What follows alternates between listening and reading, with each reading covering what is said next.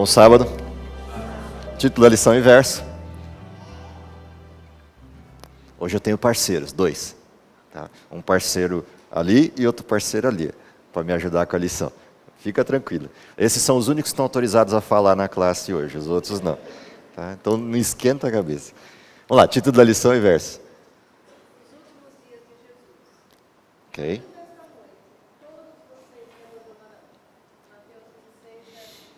Ok. Para mim é uma sensação de déjà vu. Se todo mundo aqui fosse cara nova, estava tudo tranquilo. Mas como eu tenho 3 caras antigas aqui no meio, então eu tenho aquela sensação de estar passando a mesma lição 2 vezes para as mesmas pessoas. Então Josué, Lenita e esposo fazem de conta que vocês não estão aqui e a gente não teve a lição da escola sabatina ontem de manhã. Tá? Eles pediram para eu passar a lição na PAC ontem, então a sensação que eu tenho é de estar repetindo a dose. Como eu não anoto nada, então eu espero não repetir a dose por completo. Sempre tem alguma coisa nova que você lembra no meio do caminho, mas algumas são velhas. A primeira dessas velhas é o que a gente tinha para aprender nessa semana, que está lá na parte dos objetivos da lição, o que a gente tinha como aprendizado, o que a gente tem como sentimento resultante desse aprendizado, e, na carona disso, o que a gente deveria praticar a partir disso que aprendeu nessa semana. Então, se alguém puder me ajudar, o primeiro objetivo da lição, o que a gente tinha para aprender.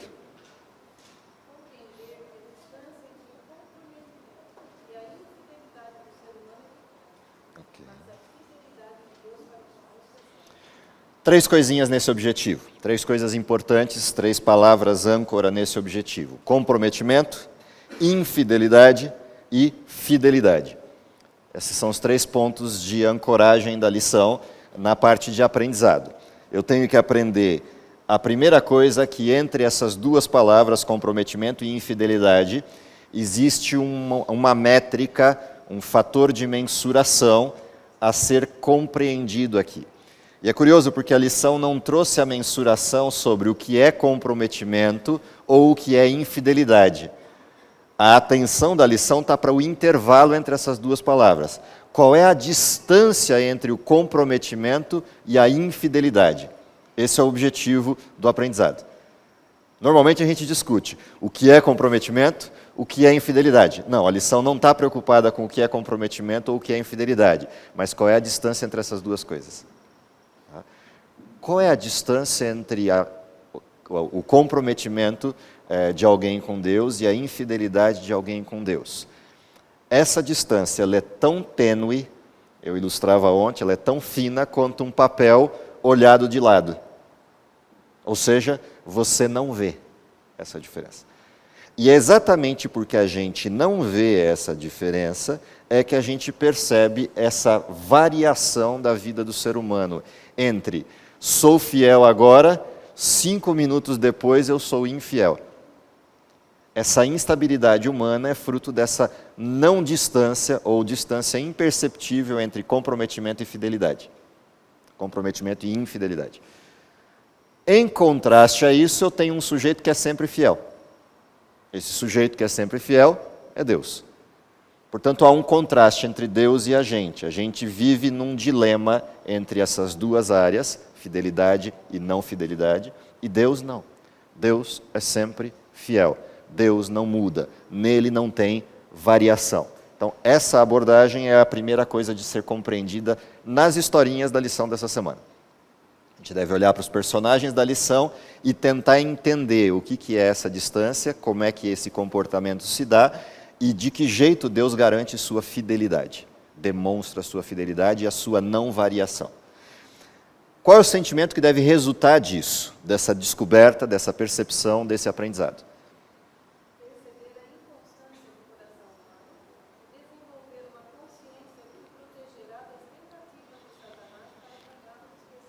Portanto, o aprendizado me leva à compreensão de que existe essa instabilidade presente no humano. Isso deveria me provocar para que direção? Deveria me impulsionar para a direção de me prevenir dessa instabilidade. Ou seja, eu deveria criar um nível de estofo, um nível de estrutura que me permitisse estar mais tempo comprometido do que infiel. Esse é o sentimento que deveria despertar no nosso coração ao reconhecer essa condição, ao perceber essa situação. O que nos levaria a uma prática. Para essa prevenção ocorrer, eu preciso fazer algo. Que algo é esse?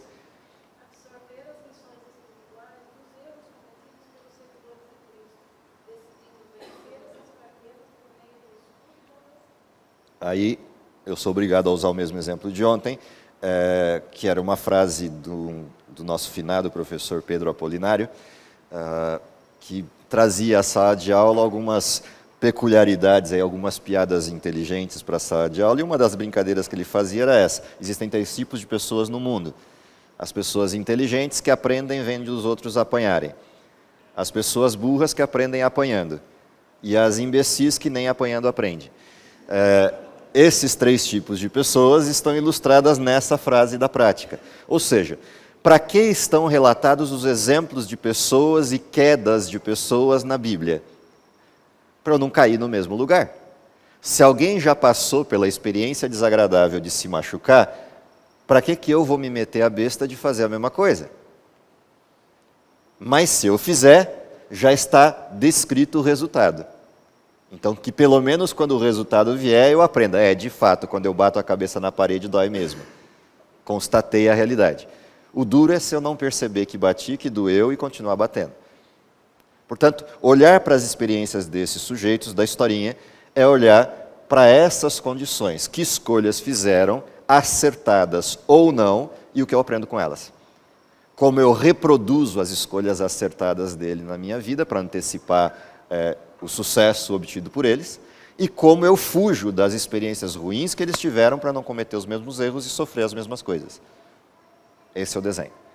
Uma vez posto o desenho, vamos para o início da lição e lembrar de quais são as histórias dessa semana. Primeira história dessa semana, uma historinha conhecida, uma historinha bastante peculiar, que é a história de Maria. Maria passa por uma experiência de vida bastante instável, vive um desenho de necessidade de libertação do pecado e do mal que a afligia, até que encontra Cristo. Encontrado Cristo e encontrada a saída para o seu dilema, essa saída do seu dilema leva a uma disposição. Aqui está o primeiro aprendizado da semana. Qual é o efeito, qual é a situação por trás da cena, qual é o efeito produzido por aquele que descobre na sua história de vida que vivia preso, escravo de uma condição, e foi liberto desta condição? E qual é o efeito colateral na vida daquele que não percebe o que se passou na vida do outro, que estava preso e se libertou? Ou seja, o que acontece com quem estava preso e se libertou, e com quem continua preso e assiste à alegria de quem está liberto? Essa é a história de Maria. Maria está na casa, entra sorrateiramente pela casa, para que não seja percebida a presença de alguém que é vista pela sociedade como uma pessoa indigna. Ou seja, imagine que todos nós vivêssemos num bairro onde todas as tardes, ali pelas 6 horas, virada do dia, quando termina o dia de trabalhos e as pessoas estão retornando para casa ou saindo para suas atividades de noite, e todas as vezes que você saísse de casa e passasse na praça central do seu bairro, imagina a praça nossa aqui de Hortolândia, do Parque Hortolândia, toda vez que você descesse a praça central, você se deparasse com uma cena desagradável. E a cena desagradável é uma pessoa que mora no bairro, vestida a caráter de prostituta, esperando qual o seu próximo ou próximos clientes desta noite. E você passasse com seus filhos, com a sua família, para ir para uma lanchonete, para um supermercado, etc., e tivesse que se deparar com essa cena. Durante o dia, como não há atividade diurna, você encontra a pessoa na rua, que à noite tem o seu serviço distinto na sociedade.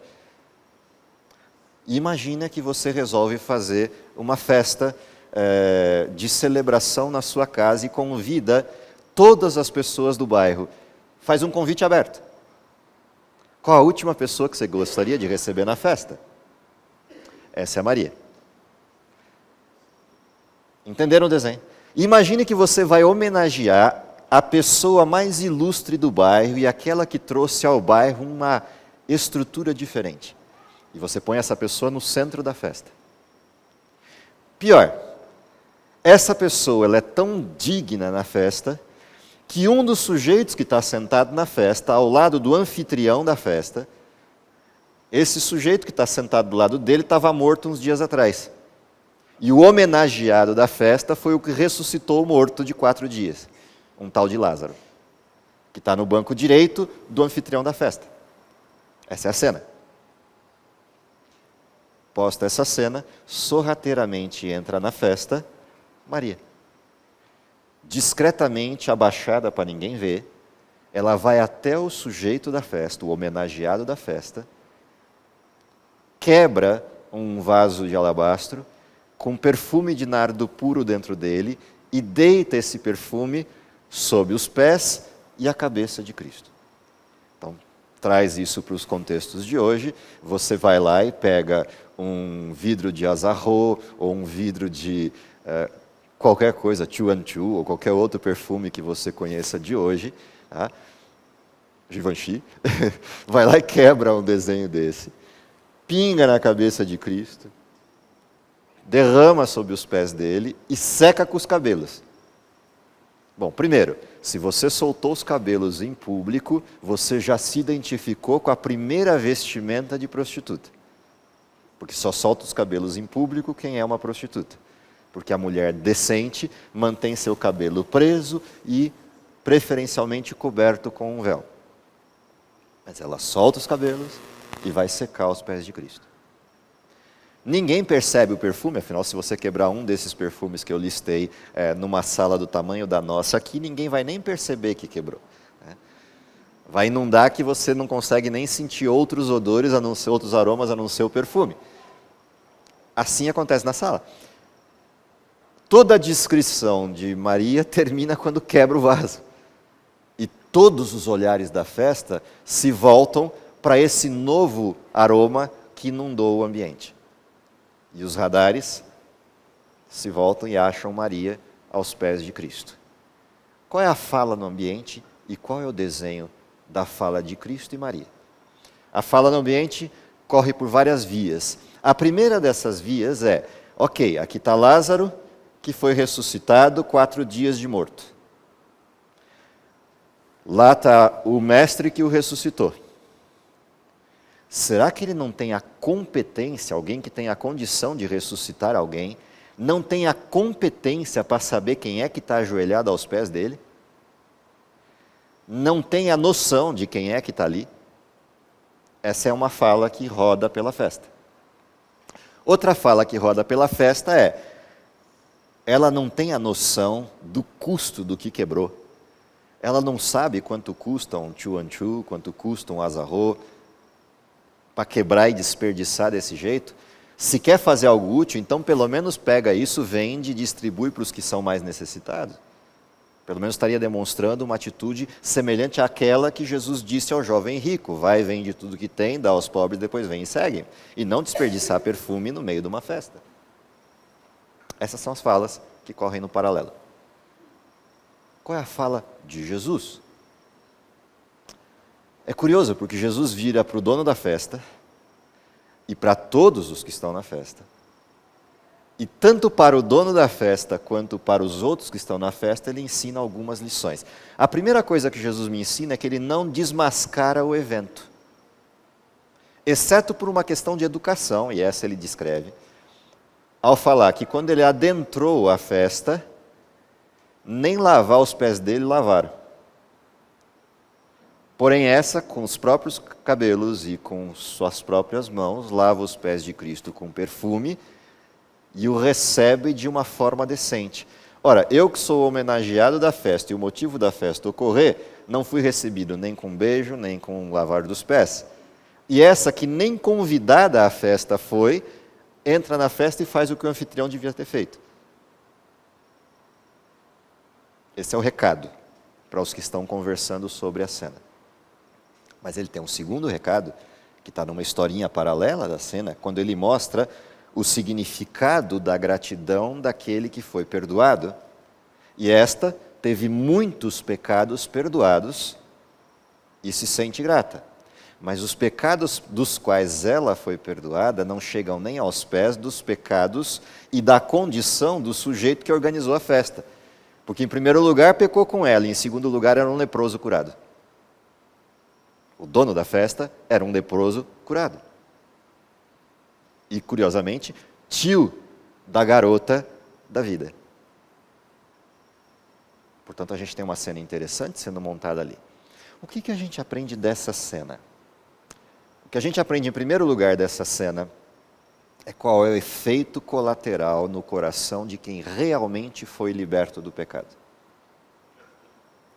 Quem foi salvo do pecado não tem outra coisa que possa fazer a não ser demonstrar ao seu libertador o tamanho da sua gratidão, o tamanho da sua alegria.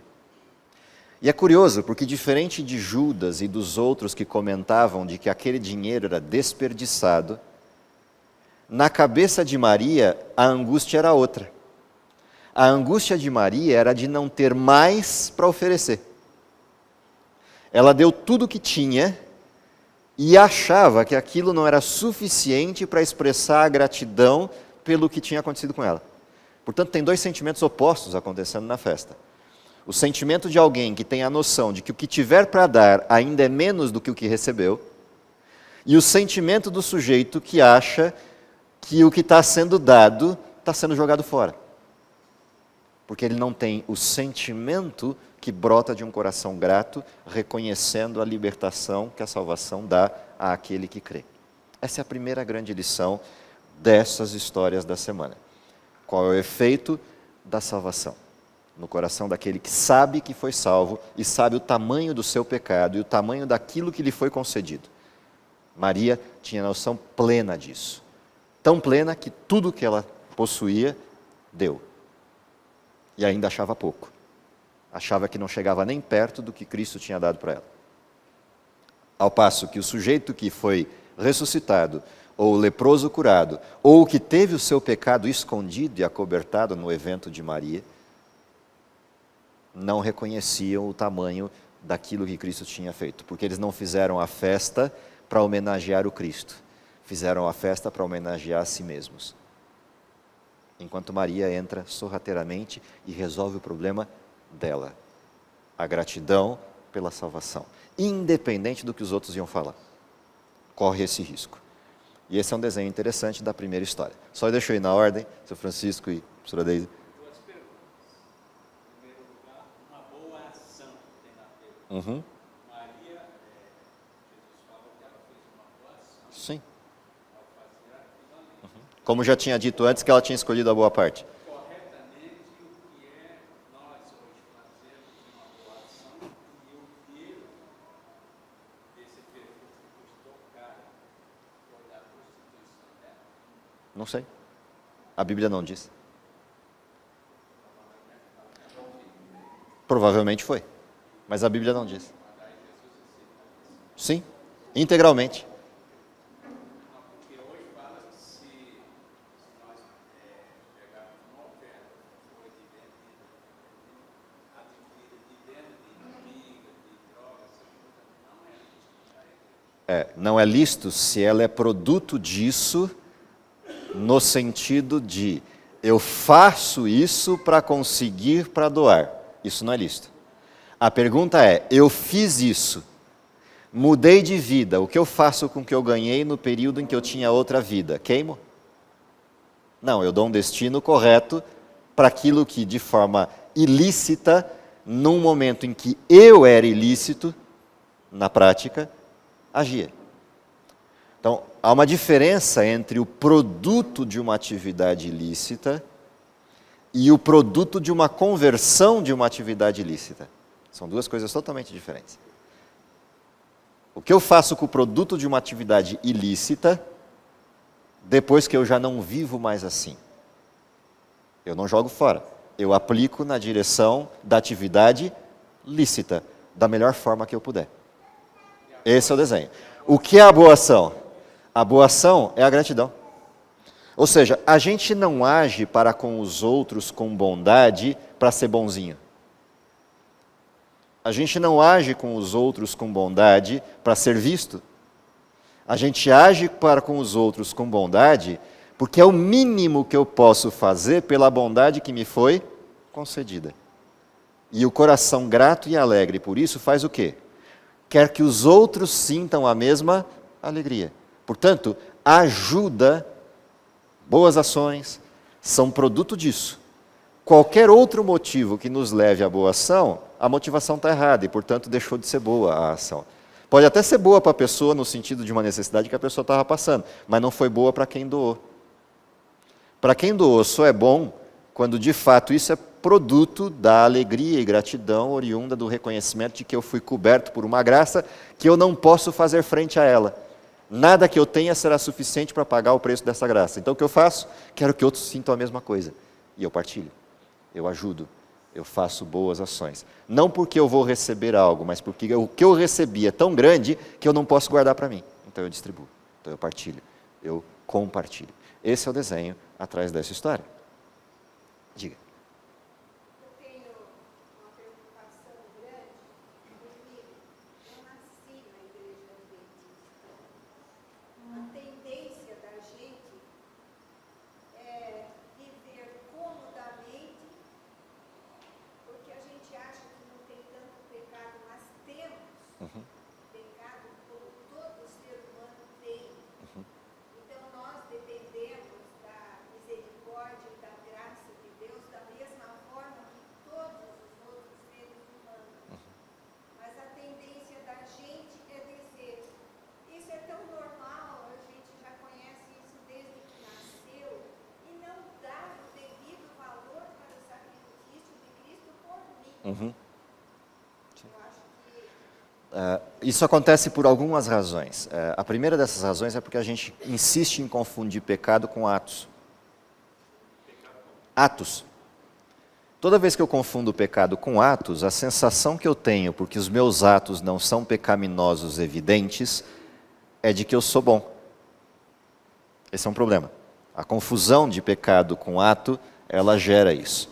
Quando eu tiro o pecado da relação com o ato e trago o pecado para uma relação de condição, ou seja, eu tiro o pecado do ato e trago para o nível de pensamento, intenções, motivos, etc., aí a gente começa a descobrir aquilo que é verdadeiro sobre o pecado e o quanto o pecado está arraigado em nós. É por essa razão que quando Jesus falava para judeus, e não para o pessoal de fora da sua comunidade, Jesus traz à luz o conceito de lei. Mateus capítulo 5, versos 17 em diante, descrevem isso. Quando você tem na motivação o mesmo fator que leva ao pecado ato, ali o pecado já ocorreu. Então, ouviste o que foi dito aos antigos, não matarás, eu porém vos digo, qualquer que odiar o seu irmão, tratá-lo de forma inadequada, chamá-lo de forma zombeteira, etc. Quando eu trato do outro com o mesmo espírito daquele que matou o outro, esse tratamento é o pecado. Esse pensamento é o pecado, e não a ação. O dar o tiro é só o efeito colateral. Qualquer que olhar para uma mulher com intenções impuras no seu coração já adulterou com ela. Portanto, o pecado é a motivação, não é o ato. O ato é só o efeito colateral, que pode ocorrer ou não. Bom, quando a gente vai para esse nível de pecado, ele é muito mais intenso em quem vive a fé do que em quem não vive. Porque quem não vive é ladeira abaixo, freio de mão solto na banguela. Portanto, ele peca continuamente. Agora, quem vive o Evangelho e o conhece, não peca continuamente, mas sente e pensa continuamente aquilo que é produto do pecado. Ele só não executa por N razões. A vergonha da igreja, o medo social, a estrutura da vozinha de educação que se recebeu na infância. Você não faz muito mais aprisionado por uma questão contextual e de medo das circunstâncias do que propriamente do ato. A pergunta é, ok, mas e quem cuida da mente? Quando a gente começa a olhar para isso, aí a gente começa a entender a dimensão do pecado. E a diferença entre ato e condição. Então, a partir desse momento é que a gente começa a entender o tamanho do sacrifício de Cristo e a reação. Porque senão a gente tem uma tentação de cada vez mais achar que o sacrifício de Cristo não é para mim, É para o pecador. Como eu não sou pecador, o sacrifício não foi para mim, portanto, eu não paro para pensar nisso. Isso é um perigo. Tá? De quem viveu o desenho de uma estrutura religiosa desde a infância. E não por quem passou por uma vida de uma condição. Agora a pergunta, eu preciso passar pela condição do pecado aberto para reconhecer o sacrifício de Cristo? Não, eu só preciso olhar no espelho, é só isso. No espelho. O problema é que a gente, quando religioso, não olha no espelho. A gente olha no espelho do vizinho. É o que aconteceu naquela festa. Todo mundo olhava o espelho do vizinho, o espelho de Maria. Ninguém olhava para o seu próprio espelho até Jesus contar a historinha para Simão. Quando ele contou a historinha para Simeão e ilustrou na historinha que está lá no contexto dessa mesma apresentação, o que estava acontecendo de fato, aí o pessoal caiu a ficha de que ela estava salva e ninguém mais. Aí a gente vê quanto Deus é paciente com a gente. Sim, totalmente. Totalmente. Aí a gente passa a ter a dimensão do tamanho da graça. Que volta para a essência da lição. A essência da lição foi olhar para essa diferença que existe entre o comprometimento e a infidelidade, mas também com um foco central em duas palavrinhas importantes, que estão lá no início da lição, na introdução dela. A diferença entre liberdade e livre-arbítrio, que está lá na introdução da lição. E por mais que a gente seja tentado a achar que liberdade e livre-arbítrio são a mesma coisa, elas não são. A começar porque são palavras diferentes. Mas não só por isso. Liberdade não é a mesma coisa que livre-arbítrio. Livre-arbítrio é a minha condição de resposta à liberdade. E liberdade é a concessão de alguém para o perfil de escolha correto. E aí vem um conceito que é complicado da gente falar no tempo atual, na pós-modernidade, da história de liberdade. Qual é o conceito do mundo, do conceito do mundo atual, do desenho pós-moderno da palavra liberdade? Para o mundo atual, liberdade é a possibilidade de cada um fazer aquilo que lhe der na telha. Esse é o conceito mundano de liberdade. Oi? Se a gente quiser usar como referência, sim. Mas mesmo o desenho de libertinagem está desgastado. Por quê? Porque libertinagem só depende da existência de uma regra. E como a regra é coletiva e o coletivo pode mudar a regra, deixa de ser libertinagem quando eu mudar a regra. Então, tire todas as regras e a libertinagem desaparece. Só fica a liberdade.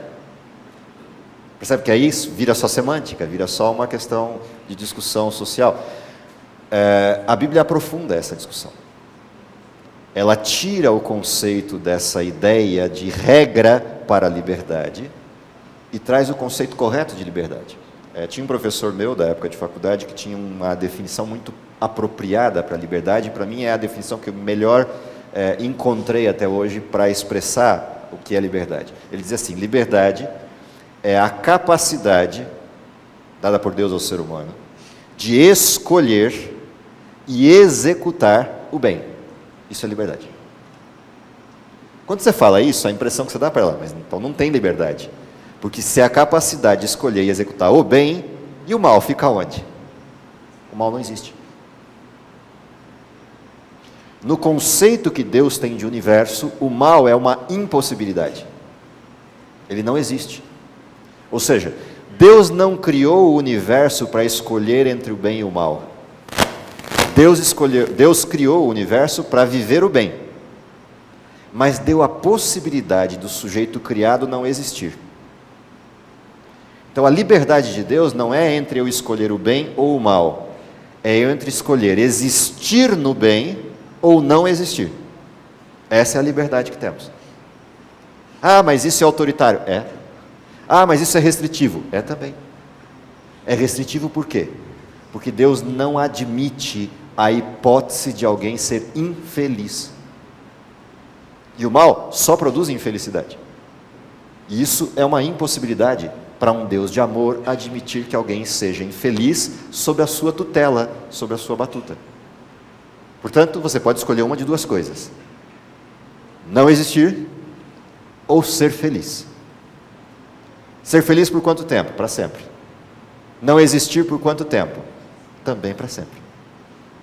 a não ser que exista um outro Deus que possua o dom da vida e queira criar seres sob o seu domínio, sob a sua tutela, infelizes. Aí é um problema dele.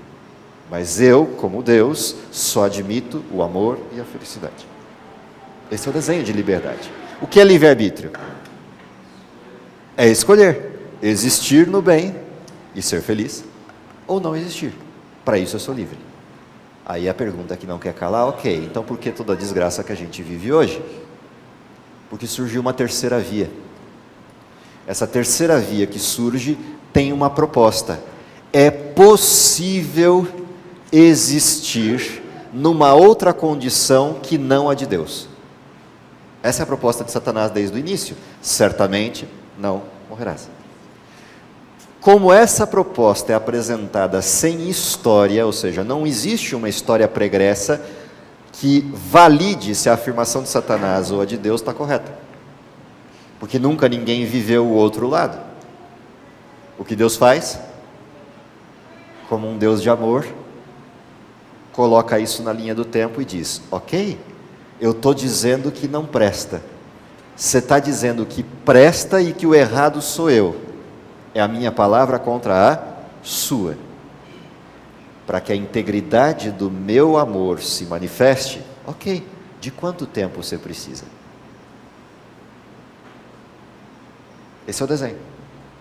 E Deus estica o prazo. Só para demonstrar que o que ele já sabia é a verdade. Por isso é que eu discordo da abordagem da libertinagem, não que esteja errada a frase, mas é que ela me leva para um outro desenho, se eu escorregar no conceito. Ou seja, a liberdade que Deus me deu foi a de escolher existir ou não. A liberdade que Satanás me deu é de existir duvidando de Deus, o que seria impossível. O curioso é que Deus deu o tempo necessário para eu ver que é impossível. Para eu não querer mais o mal. Então, se eu desço ao limite extremo do mal, chega uma hora que o mal é tão grande contra mim que eu prefiro a morte do que uma vida naquelas condições. Essa é a natureza humana. Esse é o desenho. É por isso que o ser humano faz essa abordagem vingativa de querer pena de morte, punição do outro. É a demonstração de que ele já não aguenta o mal que está nele. E ele projeta isso sobre o outro. Tem que matar o sujeito que fez maldade. Isso é a forma como eu reajo à minha própria culpabilidade. E eu começo a julgar por padrões exacerbados de justiça os outros. Porque eu não quero julgar a mim mesmo, porque eu não suporto encarar-me no espelho. Isso está nessa lição, está nesse desenho. A cena oposta. Há um convite para a gente visitar o Getsemane e encontrar Jesus. O que eu encontro quando adentro o Getsemane? É curioso, porque a gente entra no Getsemane e vê um sujeito que saiu de uma festa. Só que uma festa que ele mesmo pediu para organizar. Qual era a festa? Deus pede para os sujeitos que acompanhavam todo dia Jesus para prepararem a Páscoa, naquela quinta noite que antecede a cruz. Eles preparam a Páscoa, Jesus ceia com eles, para mostrar para eles duas coisas interessantes. A primeira é de que desde a criação e queda, Gênesis 3,15, até aquele dia, aquela quinta-feira, todos os que nasceram, viveram e morreram na terra, que tiveram acesso e conhecimento da verdade, viveram à luz de uma esperança. Um dia virá aquele que resolverá o problema do pecado e nos livrará das mazelas do pecado. Todo mundo. 4.000 anos de história, com a mesma cena. Chega aquela quinta-feira, Jesus se senta só com 12 pessoas para dizer, chegou o dia. Tudo isso que fez parte de uma promessa, de um pacto que eu fiz com vocês em Gênesis 3,15, se cumpre hoje. Hoje eu vou para o abatedouro. Hoje eu vou para o matador. Portanto, hoje se resolve a conta. Portanto, a partir de hoje, isso já não é um fato futuro. É uma lembrança passada. Portanto, façam isso em memória de mim. Jesus está dividindo o mar da história, neste dia, nesta quinta-feira. E dizendo para eles, a partir de agora vocês vão olhar para trás, não para frente. E vão olhar para trás para lembrar que eu prometi, 4.000 anos depois eu vim e cumpri exatamente o que eu havia prometido.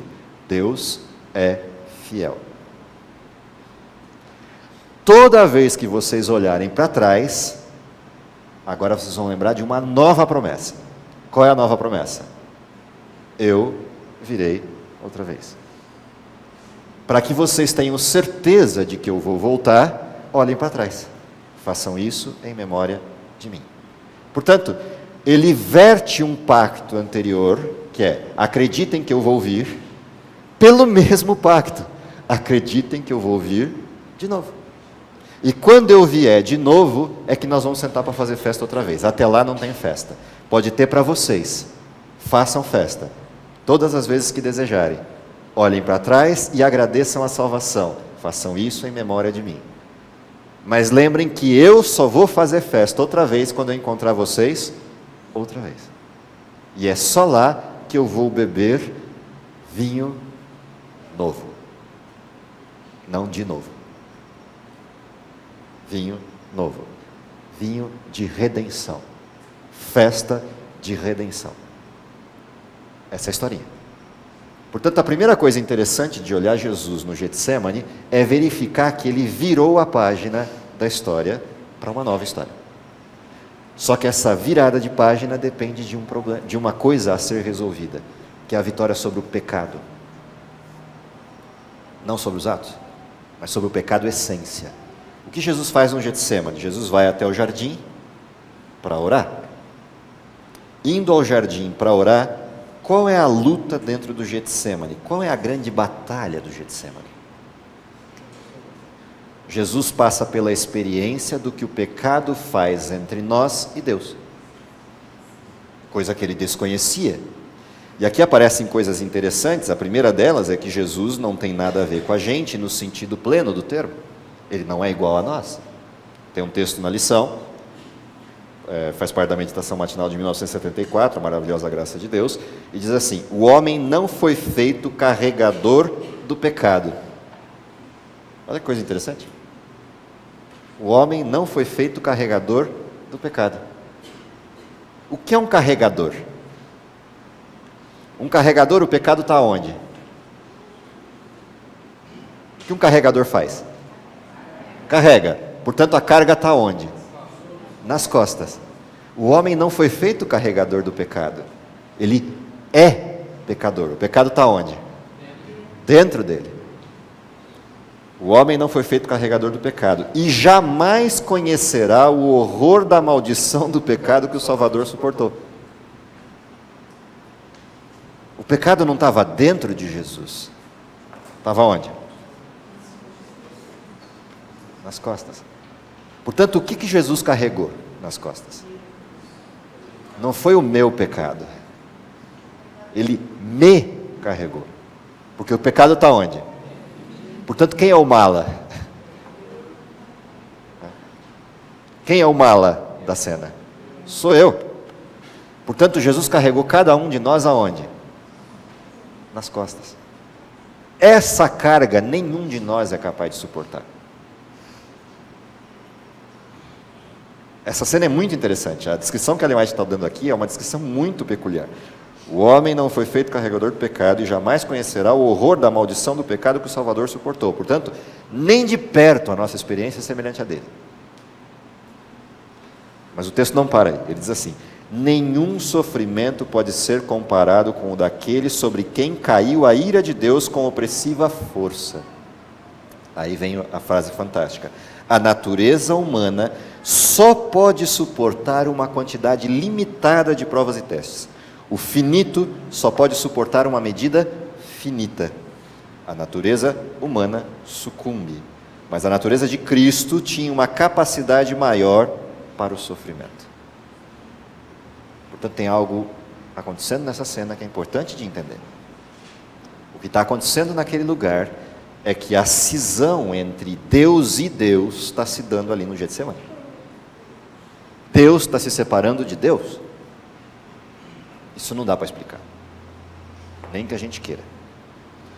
A sensação dessa separação não dá para entender, nem que a gente queira, porque nós já nascemos separados.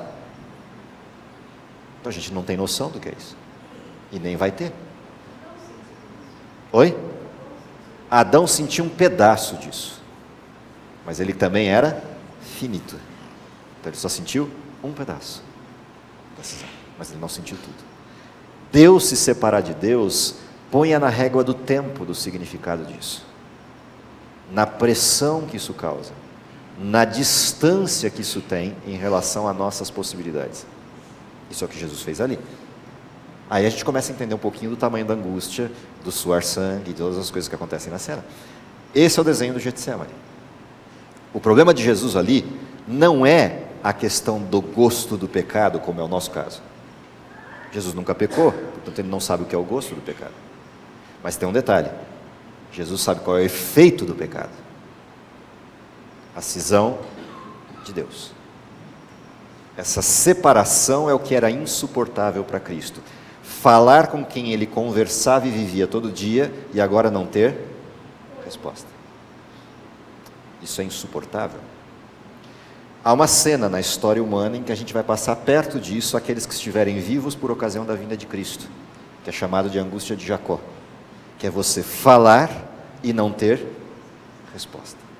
Hoje, quando a gente ora, e até nos momentos em que não ora, só conversa, como estamos conversando aqui sobre a cena, quem está falando na nossa orelha o tempo inteiro e nos enchendo o coração de alegria e graça? O Espírito Santo. Imagine você não ter essa sensação que tranquiliza o coração e enche o nosso coração do abraço do perdão.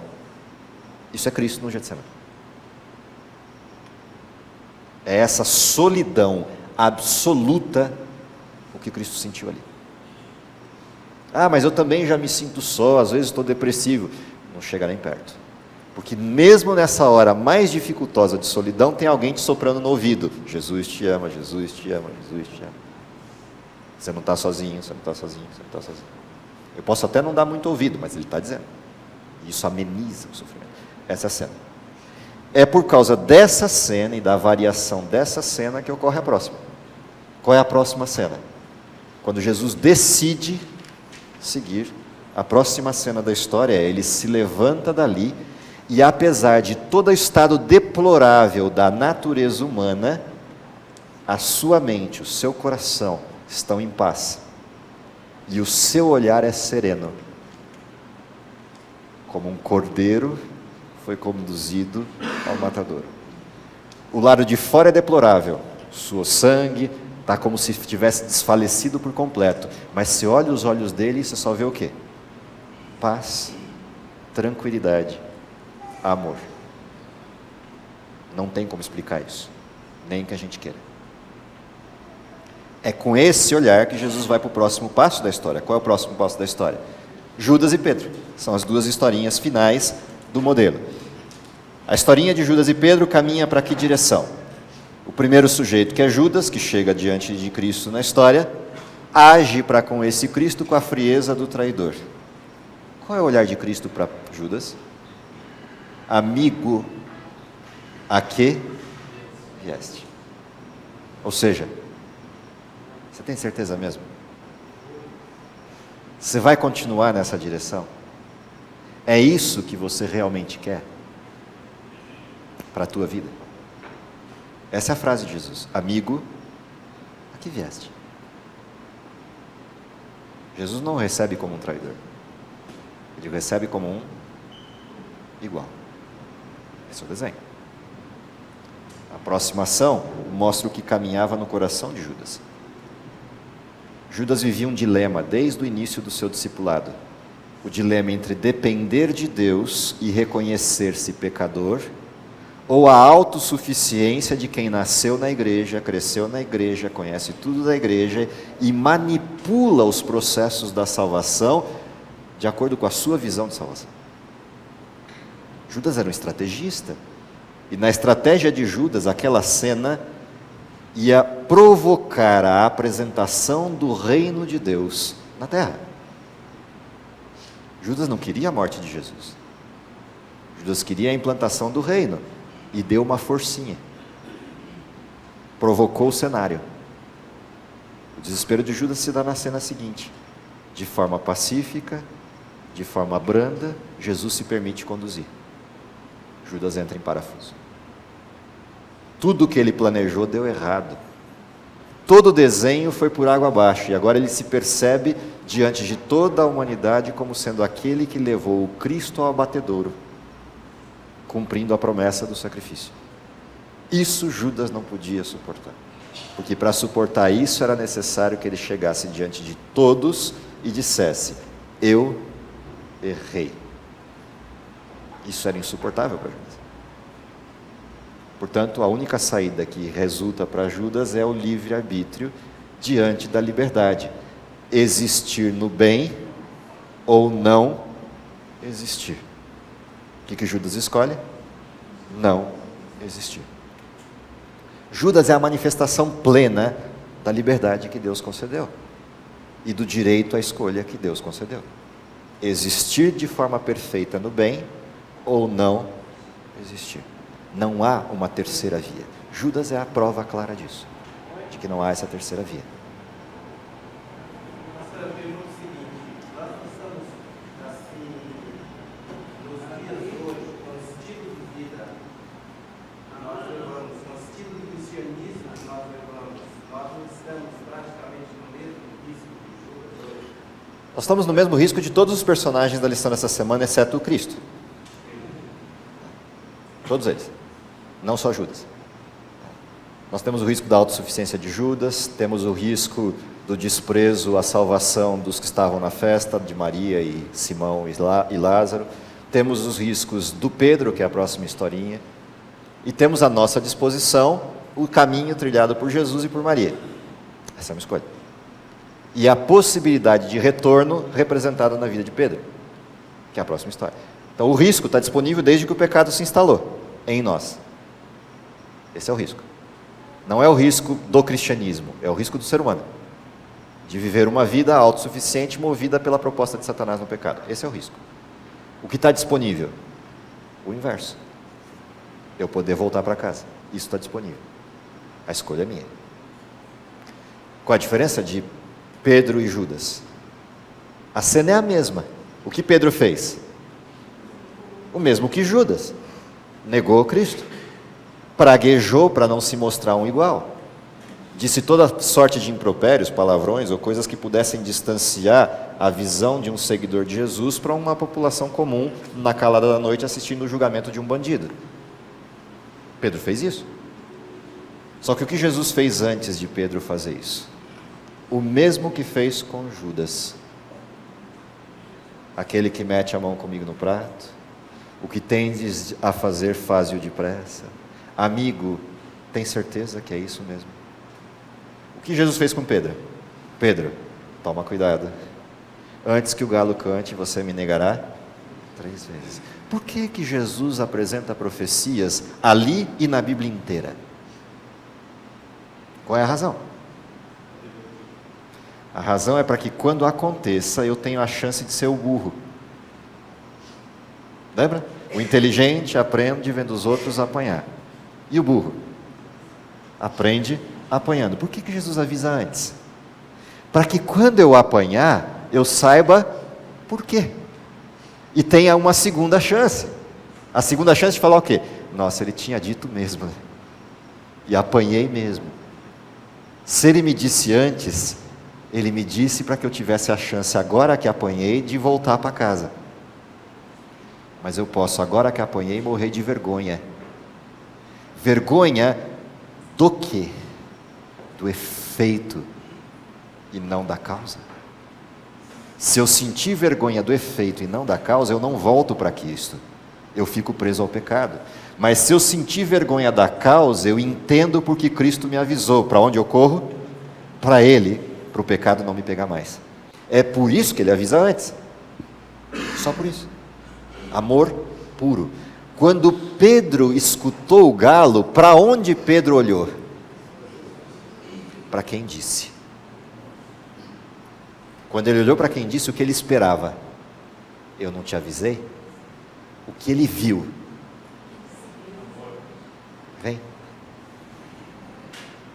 Isso Pedro não suportou. Quando Pedro olhou para Cristo e viu o amor de Cristo, ele não suportou, mas com uma diferença. Ele não suportou a estupidez. Reconheceu a estupidez. E para onde ele foi? Feito um desesperado correndo para fora, para o lugar de hábito. Qual era o lugar de hábito de Pedro? O Getsemane. Sem pensar para onde Pedro foi?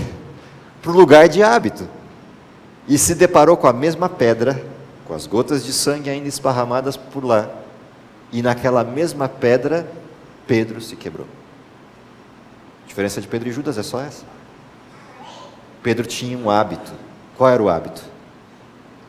Aonde Cristo ia, Pedro estava junto. O que Cristo fazia, Pedro estava fazendo junto. Quando a coisa pegou, aquele hábito serviu para levar Pedro para o mesmo lugar. Qual é a prevenção? Lembra dos objetivos da lição? O meu aprendizado da não distância entre a infidelidade e o comprometimento me leva a um sentimento de querer estar distante da infidelidade, que me leva a uma prática. Qual é a prática? Aprender com o passado e me manter firme através de duas coisinhas: estudo da palavra e oração. Quando as coisas pegaram, para onde Pedro foi? Para as duas coisas que o mantinham: a palavra e a oração. Como é que Pedro sai de lá? Pronto, salvo, de pé. Esse é o desenho. Portanto, quando eu olho para esses dois sujeitos, eu verifico que o que tem que ser feito no tempo de bonança, não no tempo de dificuldade.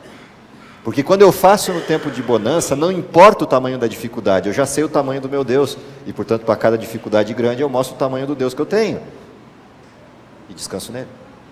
Mesmo que seja duro admitir que eu cometi uma baita de uma besteira, como Pedro teve que admitir para si mesmo. Mas ele sabia o tamanho do Deus que ele tinha, então não podia se esquecer do olhar compassivo, terno e amoroso de um Cristo que falou: eu só te avisei, Pedro, para você não passar por isso. Mas já que passou, entende, eu sou o mesmo. Eu continuo o mesmo. Continuo no mesmo lugar. Vem para cá. E Pedro foi? Judas não. Porque Judas nunca esteve com Cristo. Nunca se permitiu Cristo. Nunca andou com Cristo, embora estivesse do lado dele o tempo inteiro por 3 anos e meio. Judas não se permitiu, Pedro se permitiu. Quando a coisa pegou, aquilo que foi o desenvolvimento pegou. E isso resolve a sua observação. O problema do cristianismo é a ausência do Cristo, é só isso. É só isso.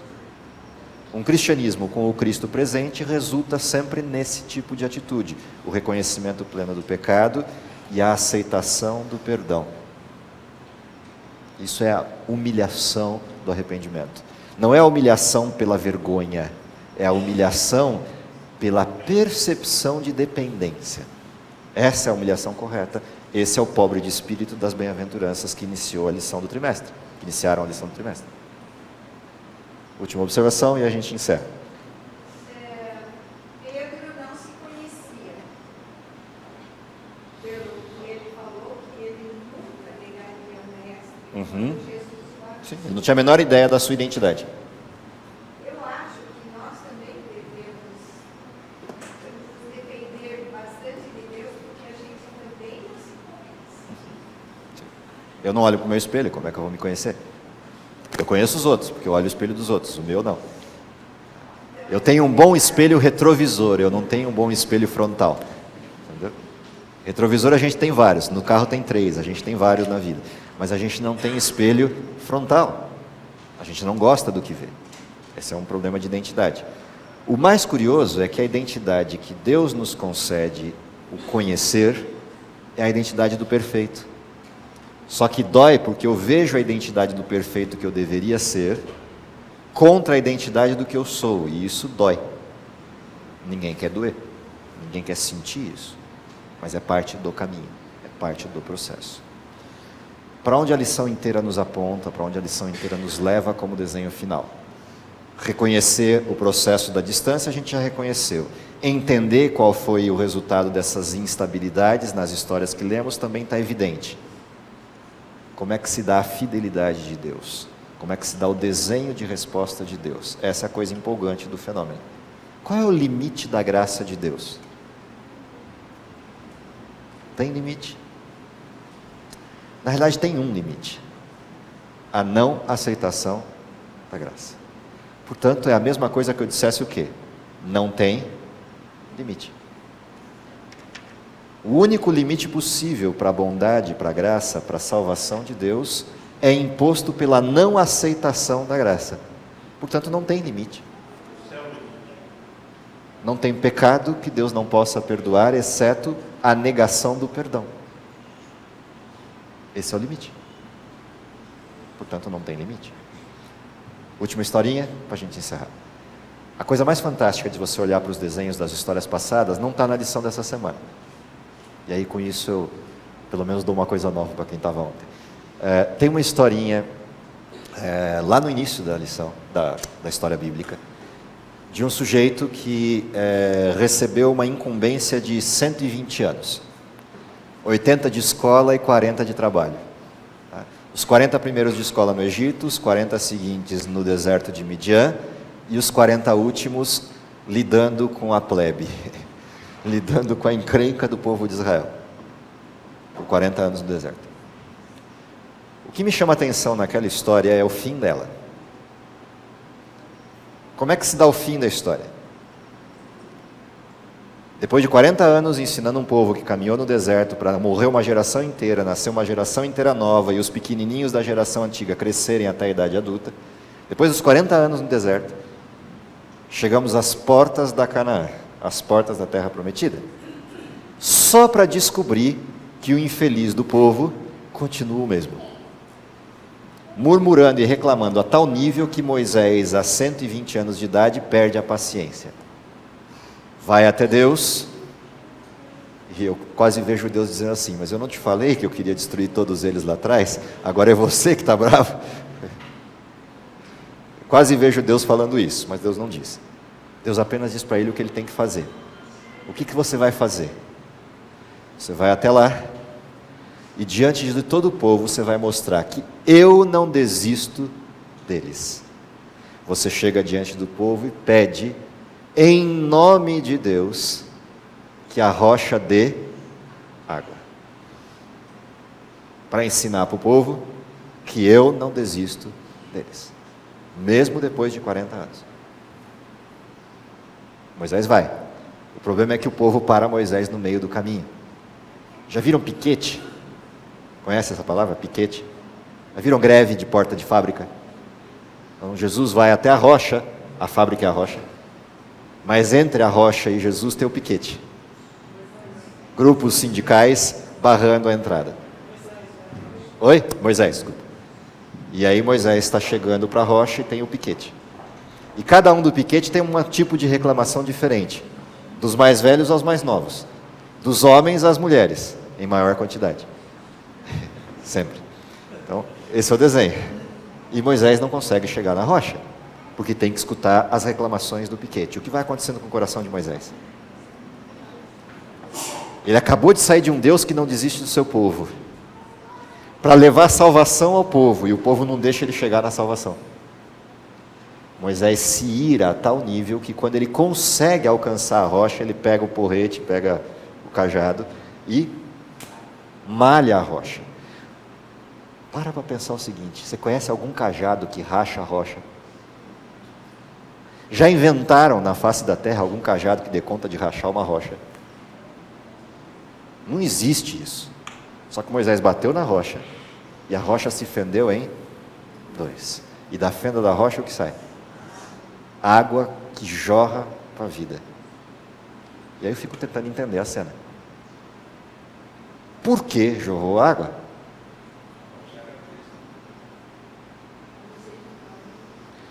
A misericórdia de Deus não tem limite. A água é isso. Porém, ali a gente aprende uma segunda lição. A justiça também não tem.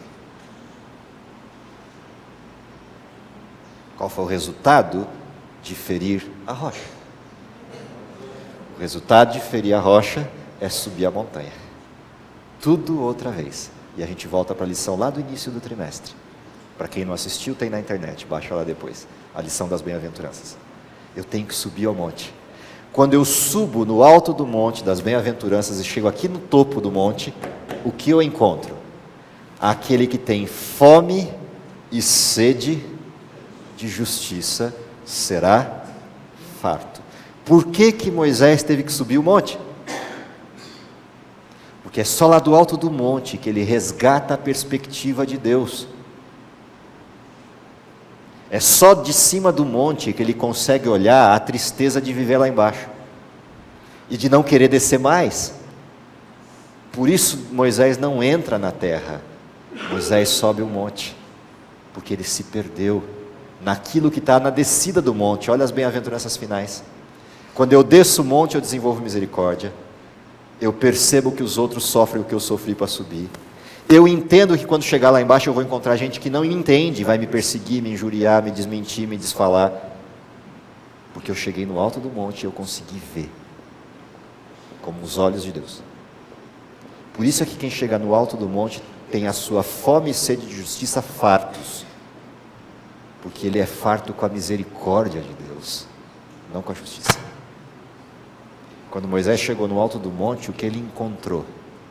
A primeira coisa necessária a um sujeito que vive no mundo de pecado: descansa. Deita nos meus braços e descansa em paz. Primeira coisa.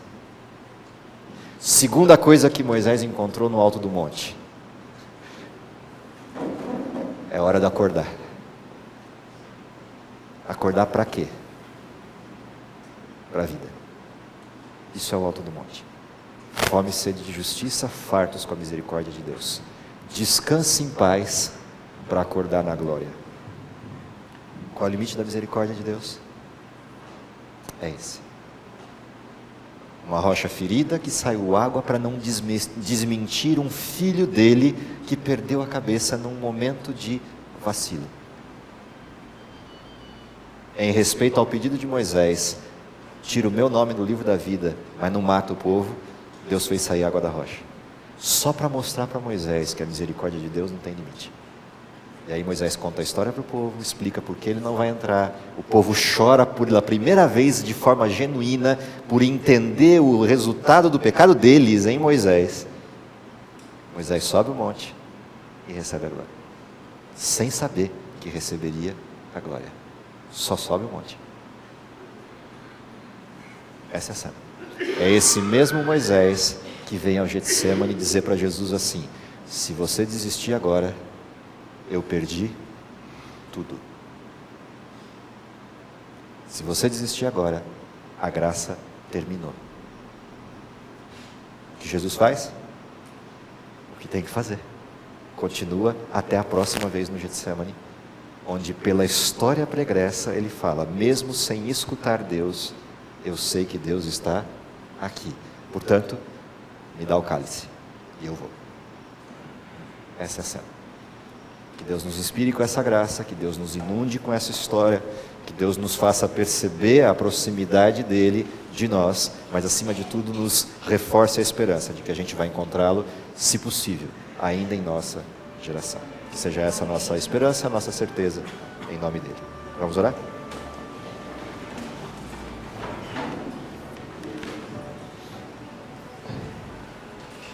Querido Pai que está nos céus, te agradecemos pelo dom da vida, pelas histórias maravilhosas que a Bíblia nos descreve, tanto das mazelas humanas, mas principalmente porque essas mazelas podem ser corrigidas, todas elas na graça e no sacrifício maravilhoso de Cristo. Te agradecemos pela certeza do teu sacrifício, que nos inspira a certeza do teu retorno. Dá que, se possível, ainda possamos vê-lo voltando em nossa geração, é o que lhe pedimos por Jesus. Amém.